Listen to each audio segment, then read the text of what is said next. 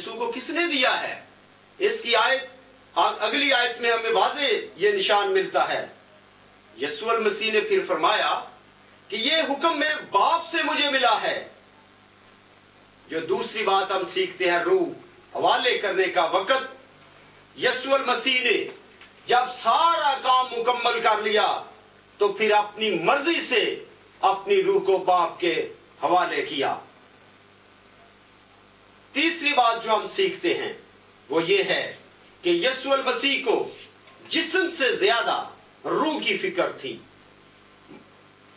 उसे मालूम था कि रोमी सिपाही उसके जिस्म के साथ क्या सलूक करेंगे।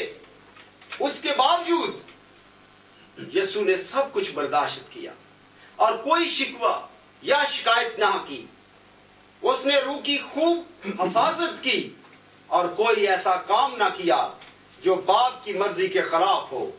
उसने तालीम दी थी कि जो बदन को कत्ल करते हैं और रूह को कत्ल नहीं कर सकते, उनसे ना डरो, और आखिर दम तक वो इस तालीम पर कायम रहे।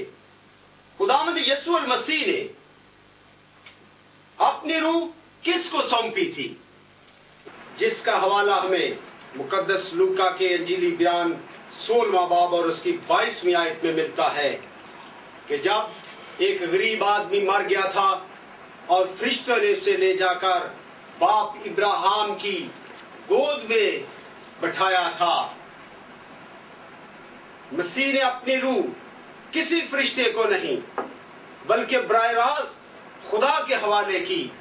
इसकी वजह यह है कि मसीह फरिश्तों के ताबे नहीं बल्कि फरिश्ते मसीह के ताबे हैं।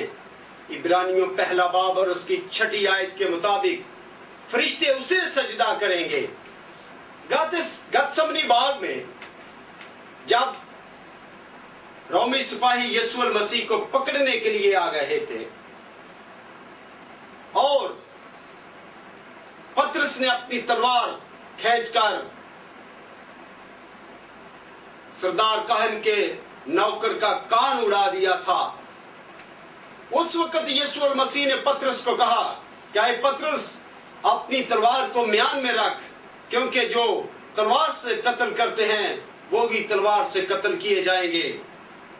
यीशु मसीह ने फरमाया फिर कि मैं अपने बाप से कहूं तो वो अभी फरिश्तों के 12 तुम्मन भेज देगा, और एक तुम्मन जो है वो 10,000 के बराबर है।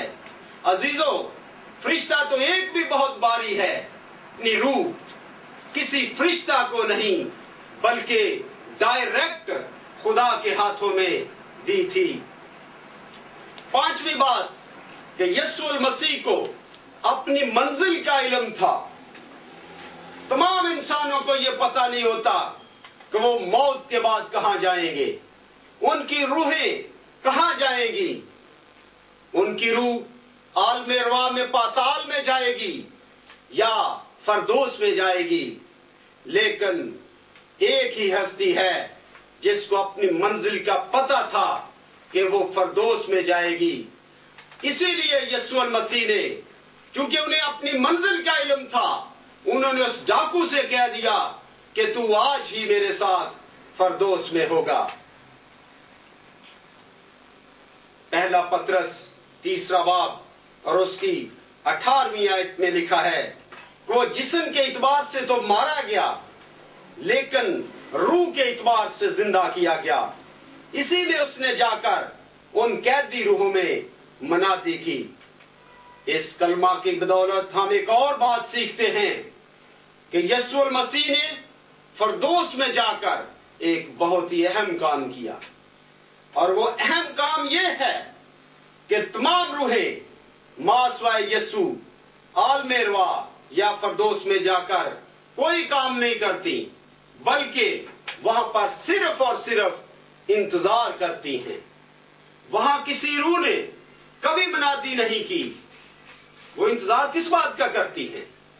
वो इंतजार करती हैं कि कब क़यामत हो और हमारा फैसला हो। तो अजीजों, यीशु मसीह की रूह ने फरदोस में जाकर कैदी रूहों में मुनादी की। इफिसियों के खत में और पतरस रसूल के खत में लिखा है कि इसी में उसने जाकर उन कैदी रूहों में मुनादी की जो अगले जमाना में नाफरमान थी। यीशु मसीह ने उन नाफरमान रूहों में मुनादी की। मुफस्सिरीन की राय है कि ये नाफरमान रूहें जो हैं ये नूह के जमाना की रूहें हैं जो कि पानी के अजाब से बच नहीं सकी थीं। यीशु मसीह ने उन रूहों के दरमियान क्या मुनादी की? क्या वो उन रूहों को तौबा की मुनादी करते रहे? नहीं नहीं, यीशु मसीह ने उन रूहों के दरमियान ये खुशखबरी दी कि मैं वो जंग जो शैतान के और मेरे दरमियान थी सलीब पर जीत चुका हूं। इस बात का ऐलान करने के लिए यीशु मसीह ने फरदौस में मुनादी की थी। मुनादी करने का जो लफ्ज यूनानी है उसका मतलब है कि डंडोरा पीटकर, ढोल बजाकर, ऊंची आवाज के साथ, ऐसी आवाज के साथ मुनादी की जाए कि कोई शख्स ये ना कहे कि मुझे तो पता ही नहीं चला। यीशु मसीह की ये आवाज कि मैं वो जंग जीत चुका हूं, हर रूह ने फरदौस में सुनी थी। और इसका हवाला हमें कामूसल किताब सफा नंबर 760 में मिलता है कि यीशु मसीह ने फरदौस में जाकर क्या मुनादी की थी। अजीजों, जब यीशु मसीह ने अपनी जान खुदा ताला के हवाले की तो मौजज़ात हुए। 7वें कलमा के इख्तिताम पर मुख्तसर तौर पर हम उन मौजज़ात का जिक्र करते हैं। सबसे पहला मौजज़ा यह हुआ कि सूरज की रोशनी जाती रही, मकदस का पर्दा ऊपर से नीचे तक फटकर 2 टुकड़े हो गया।